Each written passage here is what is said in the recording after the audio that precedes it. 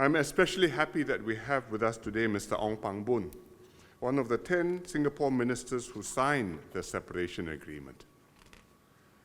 We have also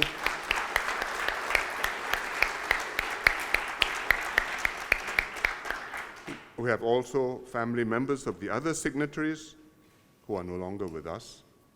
We have Mr. Ng Ka Ting, who, with Mr. Ong, are the two surviving members of Singapore's first parliament, which sat in December 1965.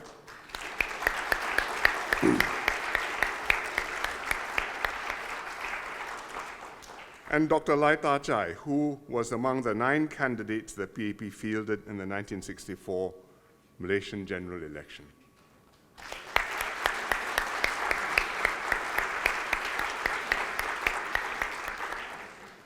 The main contours of the story of separation have long been well known. Tunku Abdul Rahman, the Malaysian Prime Minister then, recounted some of it in his 1977 memoirs, Looking Back. More information emerged as British, Australian, and New Zealand diplomatic cables and reports of that period were declassified from the early 90s onwards.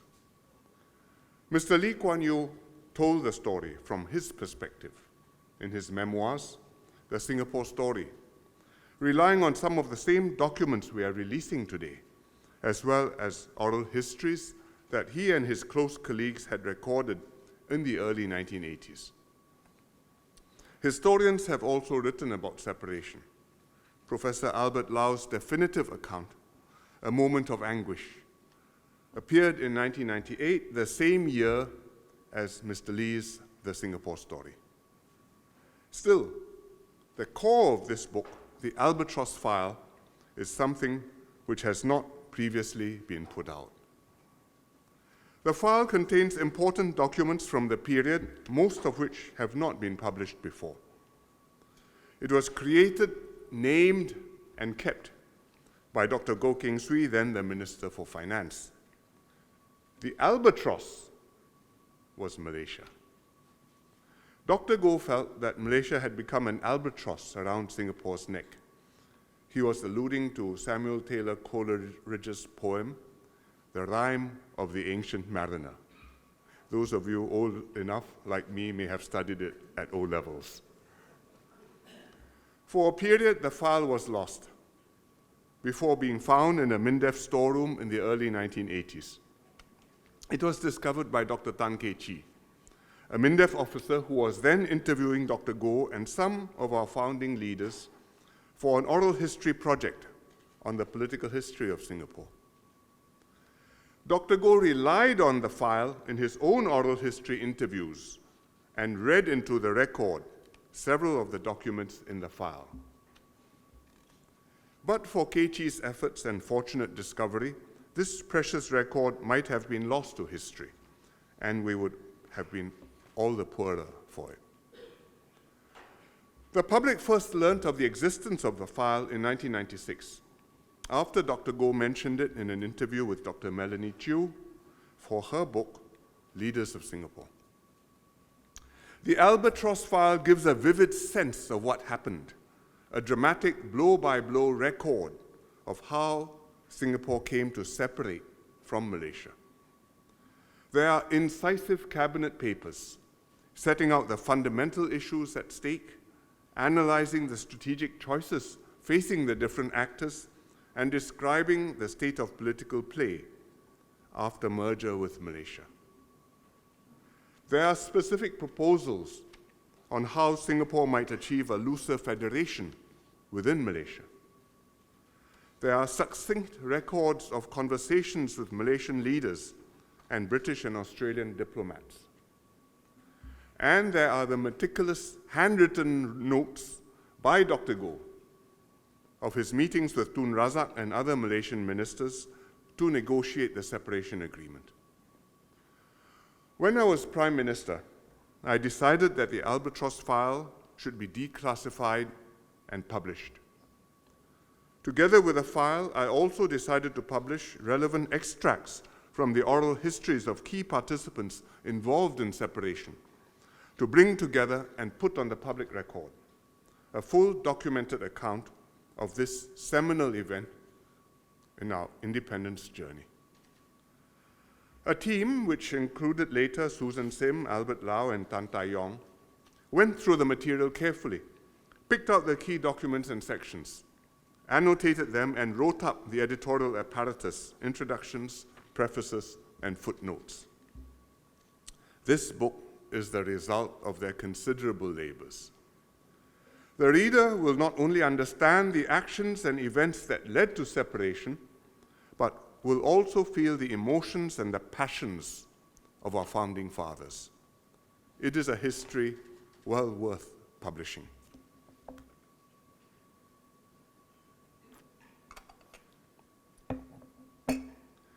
The key question concerning separation is this: was Singapore kicked out by Malaysia, or did we seek separation? Originally, the prevailing view was we were kicked out. The Tunku himself said at the time that the decision to kick Singapore out of Malaysia had been taken by him solely. But of course, such an earth-shaking and at that time unexpected outcome could not have had a simple or a singular cause. The Tunku certainly was a decisive figure in separation, but many factors forced his hand and led him to conclude that letting Singapore go was the best option for him and for Malaysia. Not least was the intense political campaign that Mr. Lee and others in the Singapore leadership mounted to fight for a Malaysian Malaysia. As Dr. Goh observed in his oral history, after the July 1964 race riots in Singapore, Mr. Lee decided on a counter-offensive at great risk to himself. It was Lee's policy, Goh said, that if we were to get good terms out of the Malaysian leadership, either total separation or a new working arrangement within Malaysia, that they, the federal authorities, must find existing arrangements intolerable. So, Mr. Lee brought enormous political pressure to bear on the federal government. There was the crucial speech in the Malaysian Parliament on the 27th of May, 1965, where Mr. Lee spoke in fluent Malay. You can hear the speech in the exhibition. The Tunku later described that speech as the straw that broke the camel's back. And there was the Malaysian Solidarity Convention that Dr. Toh Chin Chai and Mr. Rajaratnam had initiated, which held rallies up and down the peninsula. At the first rally at the National Theatre in Singapore on the 6th of June, Mr. Lee gave another powerful speech. You can hear that too. Those were very tense days.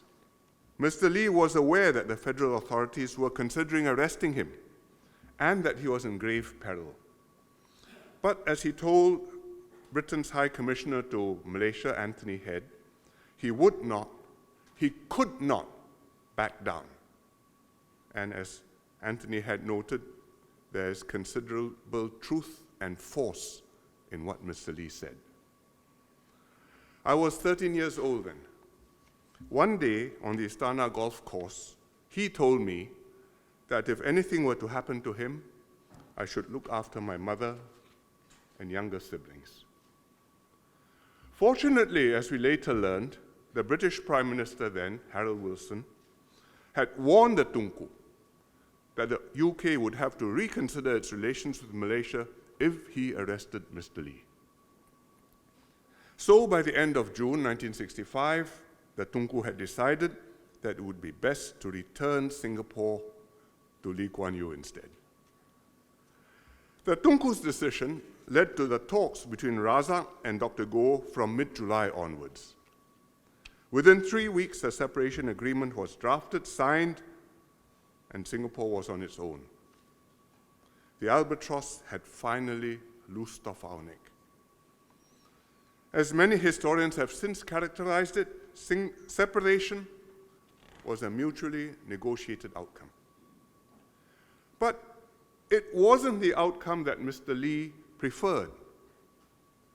The Albatross file, as well as the oral histories, present evidence that Mr. Lee was quite torn about separation. Indeed, it was Mr. Lee's counter-strategy that forced the Tunku's hand. And it was he who directed Mr. Barker to draft the separation documents soon after Dr. Goh's first meeting with Razak on the 15th of July. But his aim was to strengthen Singapore's position politically so as to compel the federal government to grant Singapore greater autonomy. Mr. Lee recounted in his oral history and in his memoirs how in the talks between Dr. Goh and Razak, he had instructed Dr. Goh to press for a looser constitutional rearrangement within Malaysia, and that separation was to be an option only if Singapore couldn't get such a rearrangement. But Dr. Goh came back to report that Razak wanted a total hiving off.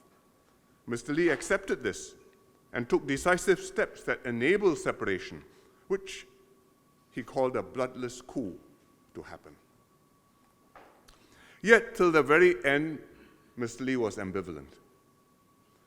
On the 3rd of August, when he was on holiday with the family in Cameron Highlands, Dr. Goh telephoned him to report on his latest meeting with Razak and to confirm that separation was on. In those days, calls to Cameron Highlands had to go through operators who mostly didn't speak Chinese. So Dr. Goh and Mr. Lee spoke in Mandarin, not Dr. Goh's strongest language. I remember that phone call. I was in the room at Cluny Lodge when my father took a call that afternoon. And I heard him tell Dr. Goh in Mandarin, "This is a huge decision. Let me think about it." I didn't know then what it was about, but it became plain soon enough. This was less than a week before Separation Day. And even on 7th of August, after Dr. Goh and Mr. Barker had settled the agreement with Tun Razak, Mr. Lee saw the Tunku again to ask if they could have a looser federation instead, perhaps even a confederation. It was the Tunku who said flatly that it was over. I remember sleeping that night on the 7th of August on the floor in the corner of my parents' bedroom at Temasek House in Kuala Lumpur before the family drove back to Singapore the next day. My father got up repeatedly throughout the night to write notes to himself. And this explains Mr. Lee's state of mind at separation and why at the press conference on the 9th of August he broke down and spoke about a moment of anguish. My mother said in her oral history that that was the closest he came to a nervous breakdown. Decades later, when Mr. Lee was preparing his memoirs, he obtained Dr. Goh's permission to read his oral history. It was only then that Mr. Lee discovered that, contrary to his instructions, Dr. Goh had, from the start, gone for a clean break and never tried for the looser federation which Mr. Lee preferred and had instructed him to try for.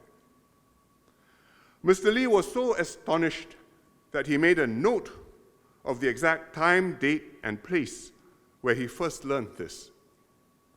In the margin of the transcript of Dr. Goh's oral history, next to the passage where Dr. Goh confirmed that it was he and not Razak who had suggested separation, Mr. Lee wrote, "First time read on the 22nd of August, 94, 5:40 p.m. in the office." Mr. Lee had been trained as a lawyer. Mr. Lee told some of the ministers about this and his great surprise at what had really happened. He also spoke to me about it. You can see this page with Mr. Lee's marginal note in the exhibition. In 1977, when the Tunku sent Mr. Lee a copy of his memoirs looking back, he inscribed on the flyleaf to Mr. Lee Kuan Yew, the friend who had worked so hard to found Malaysia and even harder to break it up. The first half of the sentence was true enough. Mr. Lee had indeed worked hard to achieve merger with Malaysia. But the second half was incorrect. Rather than a break with Malaysia, Mr. Lee's aim was a more secure and workable constitutional arrangement for Singapore within Malaysia. Mr. Lee felt torn. On the one hand, he felt deeply his responsibility to the Singaporeans whom he had persuaded to merge with Malaysia. On the other hand, he felt keenly his obligation to all those in the rest of the Federation, whom he and the Malaysian Solidarity Convention had mobilized to fight for a Malaysian Malaysia. It weighed heavily on him that he was abandoning and letting down the millions left behind when Singapore separated. On his part, Dr. Goh was convinced that merger was doomed and that the Malaysian leaders themselves wanted us out. Hence, when he negotiated with Razak, he pressed for total separation, assuring Razak that Mr. Lee would be amenable to the idea. Thankfully, the stars were aligned. Within a few years of separation, all our founding leaders, especially Mr. Lee and even those like Mr. Rajaratnam, Dr. Toh, and Mr. Ong, who had signed the separation agreement most reluctantly, concluded that separation was the best thing that ever happened to Singapore. In this SG 60 years, we are very glad that Dr. Goh did what he did. Singapore has thrived and progressed far beyond anything the Founding Fathers imagined. But it was far from inevitable that events would turn out this way. In all likelihood, had separation not been achieved on the 9th of August, sooner or later the breakup would somehow have occurred, but most probably not as peacefully. The contradictions between the two societies were so profound that they could not have been resolved without a parting of ways.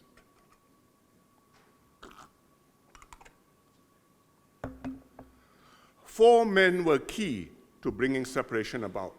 On the Malaysian side, the Tunku and his deputy, Tun Razak. On ours, Mr. Lee and Dr. Goh. If Tunku had not decided on separation early and remained firm in that decision, it would not have happened. Mr. Lee said Tunku was decisive, not a ditherer. Dr. Goh said he was a man who can think in terms of big and serious things. In contrast, Razak often changed his mind. Fortunately, he got along with Dr. Goh, the two having known each other since their student days in London. And Razak was friends with Mr. Barker too. They had played hockey together in Raffles College. That basic trust between key figures on both sides, despite their deep political differences, enabled a peaceful separation, unlike many other partitions and breakups of the post-colonial era. On Singapore's side, Dr. Goh was the architect of separation, as Mr. Barker called him. In Dr. Goh's own words, I'd had enough of Malaysia. I just wanted to get out. I could see no future in it. The political cost was dreadful, and the economic benefits, well, didn't exist. So it was an exercise in futility. It was a project that should be abandoned once you saw that it was worthless. Between the 15th of July, when Dr. Goh first met Tun Razak, and the early hours of the 7th of August, when the separation agreement was settled, Dr. Goh was intent solely on one goal: Singapore and Malaysia going their separate ways. He handled the negotiations brilliantly.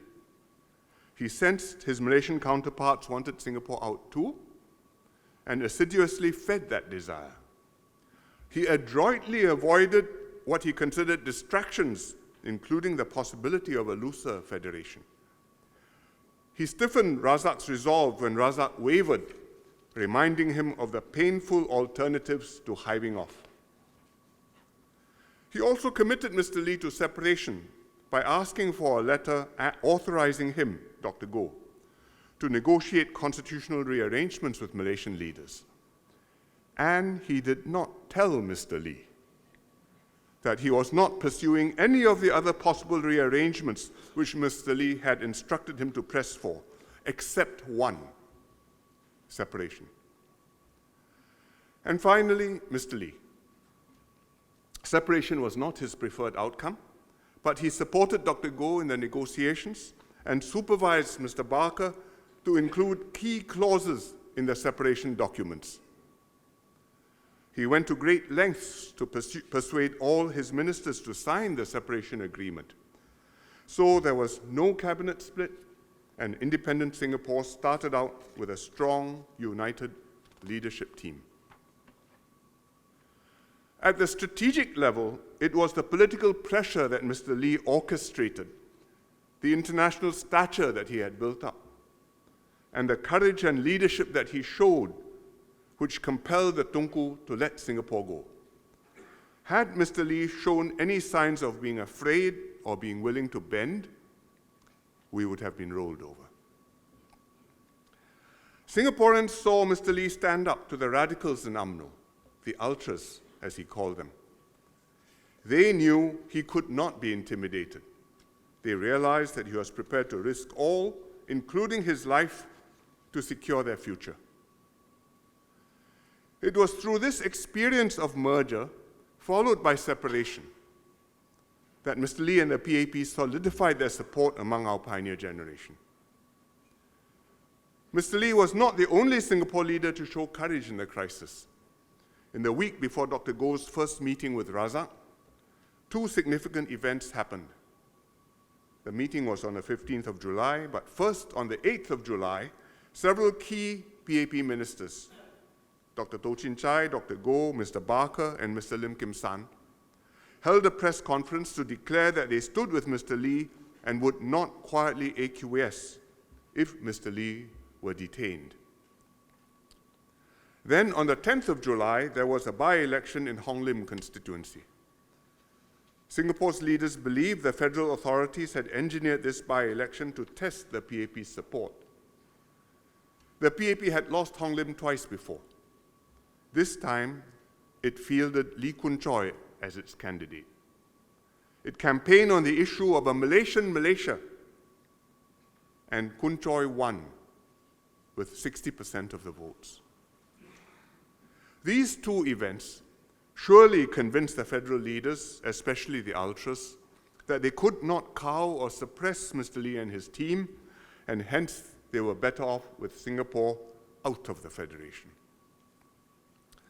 Trust in government, and in the political leadership in particular, is founded on the people knowing their leaders will always have their backs.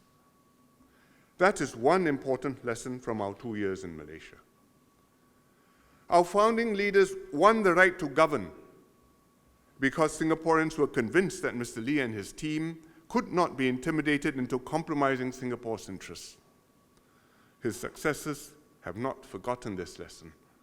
No Singapore PM has ever allowed any force or power, whether foreign or domestic, to intimidate us into compromising our national interest or sovereignty. The other enduring lesson is never to take our racial and religious harmony for granted. From September 1963, when the PAP won all 3 Malay majority seats in the general elections, till July 1964, when Singapore was engulfed in race riots, was only 10 months. Within this brief period, the ultras succeeded in sowing deep distrust between the Malays and Chinese. Asked for his most vivid memories of the 2 years in Malaysia, Mr. Lee said, "First, how easy it is to arouse communal passions. that once you get people excited over race differences, language differences, religious differences, and they start butchering or maiming each other, distrust and fear seeps through the whole community. And I watch with despair and dismay that so much work to bring the races together over so many years could be wrecked in such a short time. So when I look at the new housing estates where we've mixed them all up, I have never allowed myself to forget that this air of interracial harmony and trust is very fragile. It can be snapped, broken, smashed. The dynamics of communal politics or communal politicking will override reason and logic. We separated from Malaysia because of identity politics based on race and religion. We will never allow race or religion to break up Singapore. Many Singaporeans today look at separation as a distant memory. Indeed, they wonder why some of our leaders were so conflicted about leaving Malaysia. Isn't it obvious that what happened was inevitable and right?